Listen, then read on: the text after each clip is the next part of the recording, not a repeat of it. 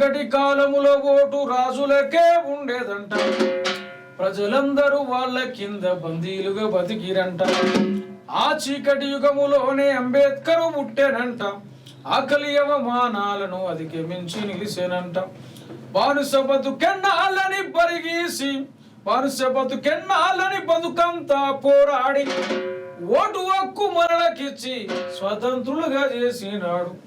ఓటంటే తెల్ల కాగితం కాదురా, ఓటంటే కంప్యూటర్ బటను కాదురా, ఓటంటే తెల్ల కాగితం కాదురా, ఓటంటే కంప్యూటర్ బటను కాదురా, ఓటంటే 1000 రూపాయల నోటు కాదురా, ఓటంటే చీపు లీటరు మందు కాదురా, ఓటంటే 1000 రూపాయల నోటు కాదురా, ఓటంటే చీపు లీటరు మందు కాదురా.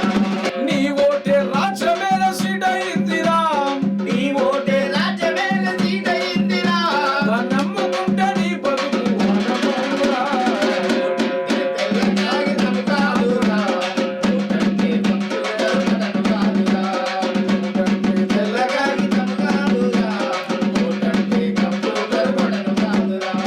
నీ ఓటే ఎమ్మెల్యే మంత్రి అయింది చూడరా, నీ ఓటే చట్టాలు శాసనాలు చేసేరా, నీ ఓటే చట్టాలు శాసనాలు చేసేరా, నీ ఓటే చట్టాలు శాసనాలు చేసేరా, నీ ఓటే ఎంపీ ప్రధానమంత్రి అయ్యేరా, నీ ఓటే భారత రాజ్యాంగం నడిపెరా, నీ ఓటే భారత రాజ్యాంగాన్ని నడిపెరా, నీ ఓటే భారత రాజ్యాంగాన్ని నడిపెరా.